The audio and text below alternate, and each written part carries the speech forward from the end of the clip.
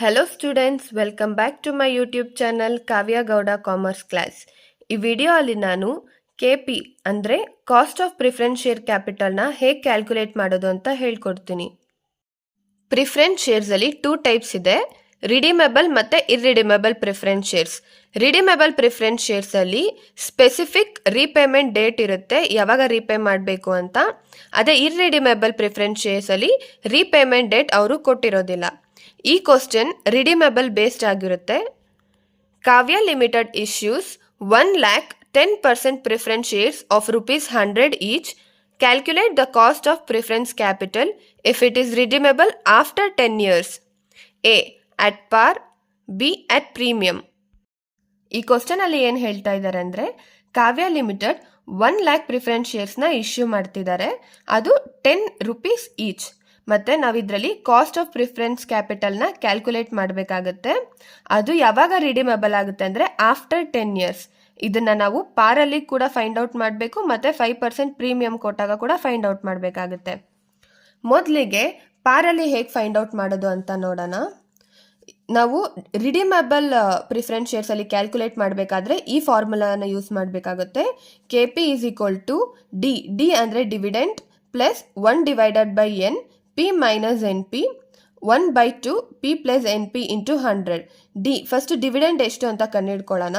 ಅವ್ರೇನು ಹೇಳ್ತಾ ಇದ್ದಾರೆ, 1,00,000 ಪ್ರಿಫರೆನ್ಸ್ ಶೇರ್ಸ್ನ ಇಶ್ಯೂ ಮಾಡ್ತಿದ್ದಾರೆ. ಫೇಸ್ ವ್ಯಾಲ್ಯೂ ಎಷ್ಟು? ₹10ಗೆ. ಸೊ ಎಷ್ಟಾಗುತ್ತೆ ಅಂದರೆ 10 lakh ಆಗುತ್ತೆ. ಸೊ ನಾವು ಡಿವಿಡೆಂಡ್ ಕ್ಯಾಲ್ಕುಲೇಟ್ ಮಾಡಬೇಕಂದ್ರೆ 10 lakh ಇಂಟು 10%. 10% ಇಲ್ಲೇ ಕೊಟ್ಟಿದ್ದಾರೆ ಅವರು. ಸೊ 10 lakh ಇಂಟು 10% ಮಾಡಿದಾಗ ನಮಗೆ ಡಿವಿಡೆಂಡ್ 1 lakh ಸಿಕ್ಕಿದೆ. P ಅಂದರೆ ಪೇಯಬಲ್ ಆನ್ ಮೆಚುರಿಟಿ. ಕ್ವಶನಲ್ಲಿ ಆಲ್ರೆಡಿ 1 lakh ಶೇರ್ಸ್ ಅಂತ ಕೊಟ್ಟಿದ್ದಾರೆ. ಸೊ ಫೇಸ್ ವ್ಯಾಲ್ಯೂ 10 ಇದೆ. So 10 lakh payable on maturity ಇರುತ್ತೆ. ಸೊ ನೆಟ್ ಪ್ರೊಸೀಡಿಂಗ್ಸ್ ಎಷ್ಟಿದೆ ಅಂದರೆ ಅದು ಕೂಡ 10 lakh ಇದೆ. ಇಲ್ಲಿ ಏನಾದರೂ ನಿಮಗೆ ಫ್ಲೋಟೇಷನ್ ಕಾಸ್ಟ್ ಆಗಿರ್ಬೋದು, ಅಂದರೆ ಬ್ರೋಕರೇಜ್ ಆಗಿರ್ಬೋದು, ಅಥವಾ ಅಂಡರ್ ರೈಟರ್ಸ್ಗೆ ಫೀಸ್ ಆಗಿರ್ಬೋದು, ಏನಾದರೂ ಕೊಟ್ಟಿದ್ರೆ ನೀವು NP ಜೊತೆ ಮೈನಸ್ ಮಾಡ್ಕೋಬೇಕಾಗಿತ್ತು. ಬಟ್ ಇಲ್ಲಿ ಏನು ಕೊಟ್ಟಿಲ್ಲ. ಸೊ ನಾವು 10 lakh ಡೈರೆಕ್ಟಾಗಿ ತೊಗೊತಾ ಇದ್ವಿ. ಎನ್ ಅಂದರೆ ನಂಬರ್ ಆಫ್ ಇಯರ್ಸ್. ಸೊ ಇಲ್ಲಿ ಎಷ್ಟು ಇಯರ್ಸ್ ಅಂದರೆ 10 years ಆದಮೇಲೆ ಇದನ್ನು ರೀಪೇ ಮಾಡಬೇಕು ಅಂತ ಹೇಳಿದ್ದಾರೆ. ಇದನ್ನು ಸಾಲ್ವ್ ಮಾಡೋಣ. ಇಲ್ಲಿ ಡಿ 1 lakh ಅಂತ ಆಲ್ರೆಡಿ ನಾವು ಇಲ್ಲಿ ಫೈಂಡ್ ಔಟ್ ಮಾಡ್ಕೊಂಡಿದ್ವಿ. 1/10. P ಪೇಯಬಲ್ ಆನ್ ಮೆಚುರಿಟಿ ಎಷ್ಟಿದೆ ಅಂದರೆ 10 lakh rupees, ಮತ್ತು ಮೈನಸ್ ನೆಟ್ ಪ್ರೊಸೀಡಿಂಗ್ಸ್ ಕೂಡ 10 lakh ಇದೆ. Whole divided by 1/2 10 lakh plus 10 lakh ಅಂದರೆ P ಪ್ಲಸ್ NP ಇದೆ ಇಂಟು 100.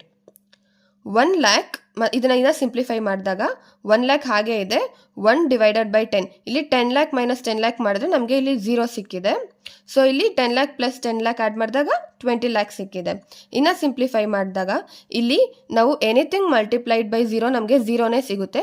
ಸೊ 1/10 ಇಂಟು 0 ಮಾಡಿದಾಗ 0 ಇರೋದ್ರಿಂದ ನಾವು 0ನೇ ತಗೊಂಡಿದ್ದೀವಿ. ಮತ್ತು ಇಲ್ಲಿ 1 lakh ಇದೆ.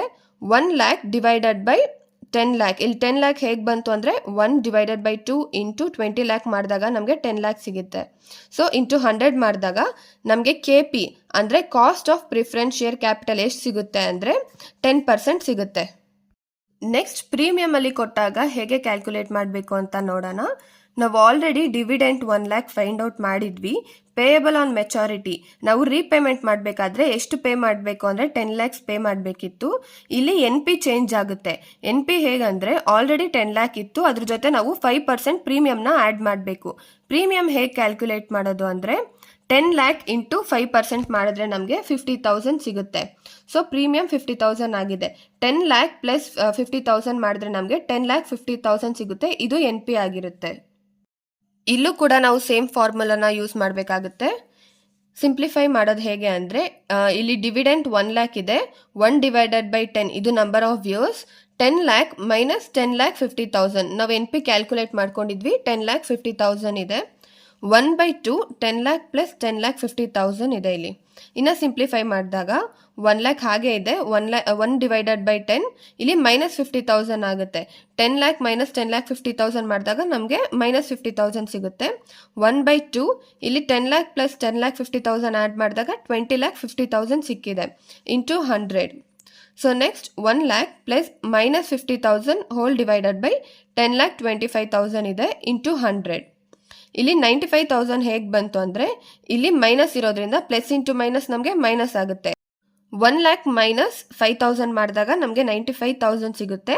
ಮತ್ತು 10,25,000 ಇಂಟು 100 ಮಾಡಿದಾಗ ನಮಗೆ KP cost of preference share capital ಎಷ್ಟು ಸಿಗುತ್ತೆ ಅಂದರೆ 9.26%. ಸ್ಟೂಡೆಂಟ್ಸ್, ಇದಾಗಿತ್ತು ಇವತ್ತಿನ ವಿಡಿಯೋ.